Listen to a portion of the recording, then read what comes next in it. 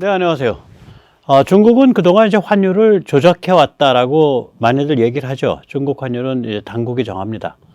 그런데 이제 요즘 같은 때에 똑같은 짓을 하면 이거는 무역 전쟁을 본격적으로 준비하는 그런 것으로 해석이 됩니다. 그래서 오늘 그 얘기 좀 모시고요.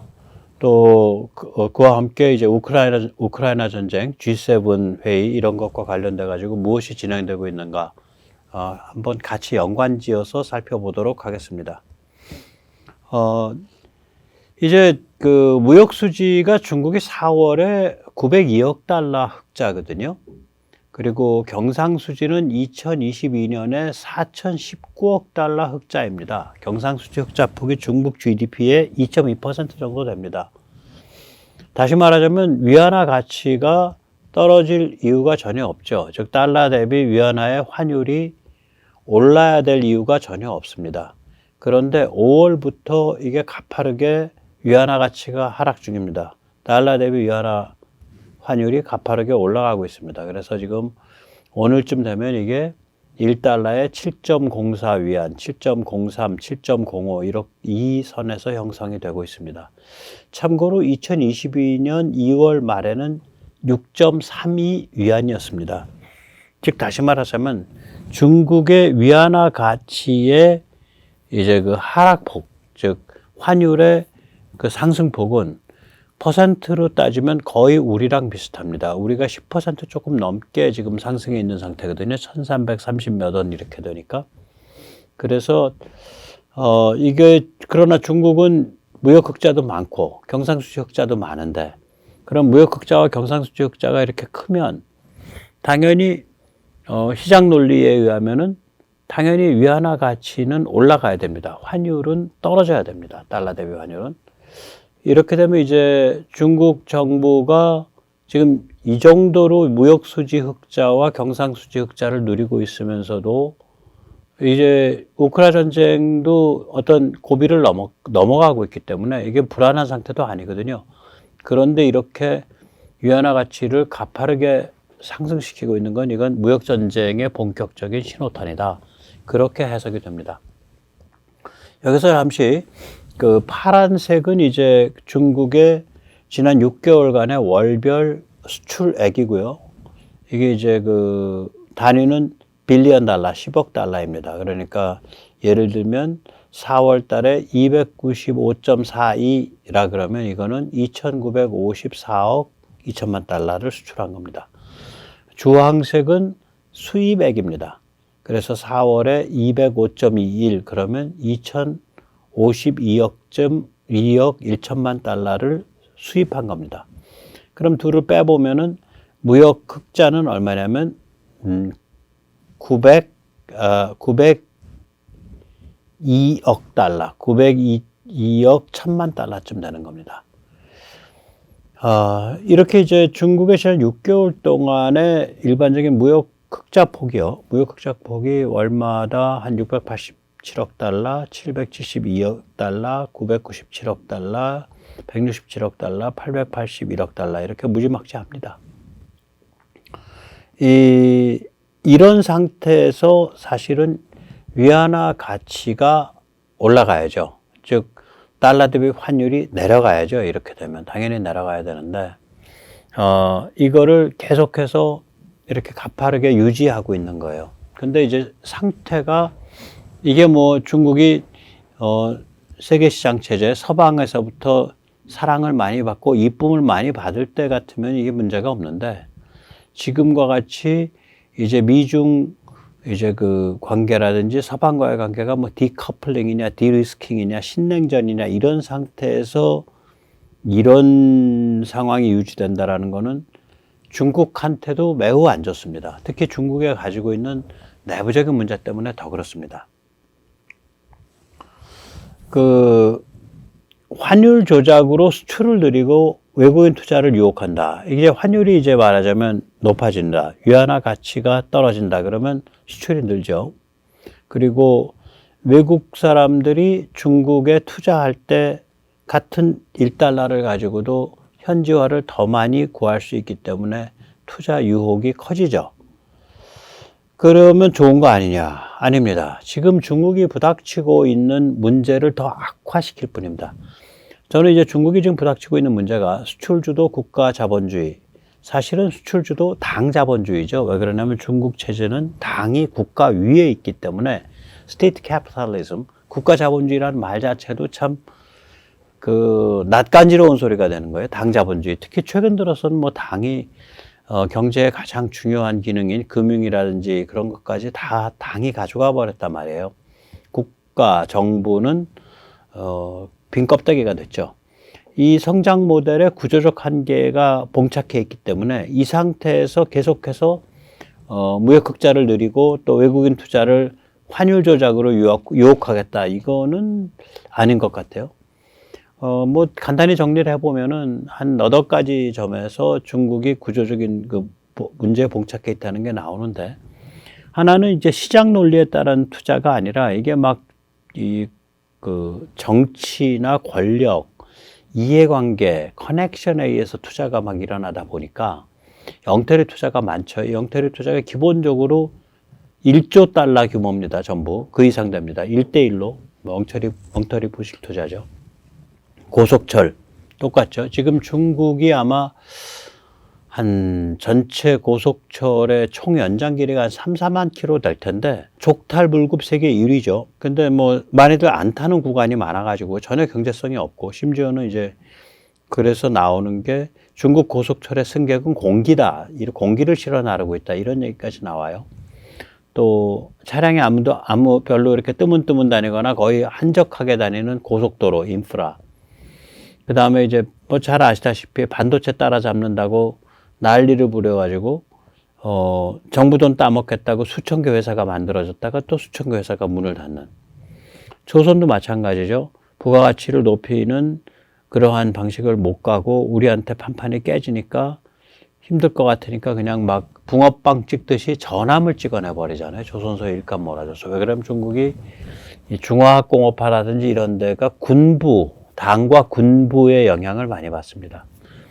이왕 나온 김에 군수산업도 전 같다고 봐요. 우리 같은 경우에는 이제 그 서방 자유진영 전체에서 이거를 국산화 할 거냐 말 거냐를 결정을 아주 냉정하게 하죠. 비교적. 그러니까 이런 거는 갖다가 쓰는 게 좋아. 그러니까 개발하는 데 들어가는 돈과 시간과 리스크 대비해서 들여다 쓰는 게 훨씬 나아. 이렇게 판단할 때가 많은데, 중국 같으면은 거의 모든 것을 이제 스스로 개발하는 수가 많아요. 그러니까 군수산업 자체가 참 개판이 돼 있다는 소리죠. 저렇게 되면은. 그리고 이제 지방정부가 파산 상태입니다. 이게 십몇억, 그러니까, 십몇 조 달러로, US 달러로, 그러니까, 80조 위안 이렇게 되니까 지방정부의 부채가, 특히 이제 그 부채가 숨겨진 부채가 많잖아요. 그 Local Government Financing Vehicle, LGFV라고. 그러니까 중국이 그 지방정부가 그 채권을 발행하는 거를 허락지 않았기 때문에 지방정부의 그 수입의 반 이상이 토지 사용권 매각이었거든요. 근데 토지 사용권을 인수할 곳이 마뜩치 않으니까 토지 사용권을 매입하는 종이 회사를 하나 만들죠. 그러면 그 매입 자금은 어디서 나오냐? 은행에서 나오죠. 즉 다시 말하자면 지방정부가 이 토지 사용권 매입하는 매입 중개하는 그러한 종이 회사를 통해서 은행 돈을 끌어가지고 정부를 유지해온 그런 상태가 되는 거예요. 근데 이제 지방정부가 이렇게 재정위기에 빠지게 되면 무슨 문제가 붙냐? 민생 지원이 전부 그 교육이든 의료든 뭐 치안이든 일반 행정 서비스든 모든 민생 지원이 실제로는 지방정부에서 일어나거든요. 그러니까 민생 지원, 민생 관리가 파산한다는 뜻이에요. 지방정부가 파산한다는 얘기는. 그 다음에 이제 실업, 특히 이제 청년 실업이 20%에서 되고 있고요. 그리고 이제 해안 내륙, 그리고 수출 내수 사이의 이원화. 아까도 말씀드렸지만 이게 별로 안 좋다는 게 그 환율이 올라가는 게. 저렇게 되면 이제 강제저축이 일어나거든요. 무슨 얘기냐면은, 환율이 올라가면은 내수가 크지를 못해요. 일반 소비자들의 소비가 위축되죠. 당연히 그렇죠. 환율이 올라가니까. 인플레 압력이 있고. 그래서 저거는, 그러니까 말하자면은 수출을 많이 하게 되면 수출 대금으로 받은 위안화가 시중에 풀리잖아요. 이 수출 대금으로 달러를 받는데 그 달러를 금융기관에서 바꿔서 위안화를 풀 거 아니에요. 수출 회사는. 그러니까 수출을 많이 하게 되면 원래부터 그 수출 이 인플레이션 압력이 있는 거예요. 그런데 그 상태에서 환율까지 저렇게 인위적으로 올려버리면 인플레이션 압력이 따따블로 오죠. 강제저축이죠. 그러니까 허리띠 졸라매게 하는 거죠. 그래서 이게 저런 정책들이 수출과 내수를 완전히 이원화시키게 돼요. 그러니까 일반 민초들은 생활이 굉장히 어려워지고 팍팍해지고 일부 수출 기업 쪽만 빛을 보고 뭐 이런 상태가 되고 또 수출도 마찬가지죠. 생산성 향상이나 품질 향상에 의해서 수출 전선에서 살아남을 기업들만 살아남아야 되는데 위안화 가치의 하락을 무기 삼아서 한계 상황에 있는 수출 기업들이 계속 연명을 한단 말이죠. 그러니까 체질이 강화되질 않죠, 당연히. 다시 말하자면 이런 지금 중국이 부닥쳐 있는 문제는 이미 경상수지 흑자 엄청 내고 있고 이미 무역 흑자 엄청 내고 있으니까 이 상태에서 계속해서 내수와 수출의 연관관계를 높이고 그 다음에 해안과 내륙의 격차를 줄이고 그 다음에 지방정부의 재정을 건강하게 만들고 뭐 이런 근본적인 조치들, 다시 말하자면 뭔가 이렇게 힘을 써볼 수 있는 근본적인 체질 개선을 해야 되는데 그 체질 개선이라는 건 환율 조작과는 완전히 상극이거든요. 이제 경로를 환율 조작으로 저렇게 택해서 이게 수출 흑자, 무역 흑자를 더 많이 확대한다, 뭐 이런 문제로 가니까 이게 이제 구조적인 문제를 더 악화시키게 되는 그런 상황이 오겠죠. 예. 여기서 잠시 세뇌 탈출 자율구독료 부탁 말씀 올립니다. 아시다시피 세뇌 탈출은 광고가 잘 붙지 않습니다. 붙더라도 천천히 붙는 경향이 있습니다. 도와주시면 보다 좋은 컨텐츠로 찾아뵙는데 커다란 힘이 되겠습니다. 자, 그렇게 해서 이제 환율 조작해서 위안화 가치를 떨어뜨렸다. 그래서 외국인 투자자들이 중국을 들여다볼 때 같은 달러를 갖고 들어가도 더 많은 위안화를 획득할 수 있게 만들어서 외국인 투자를 좀 더 쉽게 끌 수 있겠다. 뭐 이렇게 계산이 될 것 같죠. 근데 실제로는 안 그렇죠. 지금 외국 기업들 많이 빠져나가고 있는 중이죠. 블룸버그의 엊그저께 얘기인데 사실은 뭐 오늘 얘기죠. 여기 보면은 제목 자체가 이거예요. Wall Street's Dreams of a China Windfall Face a Reality Check. 그러니까 제목의 뜻은 이게 되는 거죠. 중국 투자로 횡재하겠다는 월가의 개꿈이 현실에서 검증받고 있다. 뭐 그런 상당히 살벌한 제목이죠. 그 내용은 그 첫 패러그래프 내용이 이렇습니다. 60조 달러에 달하는 중국 금융시장에 진출해서 횡재해보겠다는 월가의 꿈이 점점 더 성취하기 어려워지고 있다. 골드만삭스와 모건 스탠리 같은 거대 은행들은 군사지정학적 상황이 악화되자 중국 사업을 대폭 축소시키거나 혹은 확장을 동결시키고 있다. 바이든 정부 출범 시기인 불과 18개월 전만 해도 이렇지 않았다. 당시 미국의 은행들은 중국에 진출해서 중국 국내 시장을 두고 중국 금융기관들과 경쟁하겠다는 분홍빛 꿈을 가지고 있었다. 뭐 이 정도 얘기예요. 벌써 이제 얘기가 이렇게 나온단 말이죠.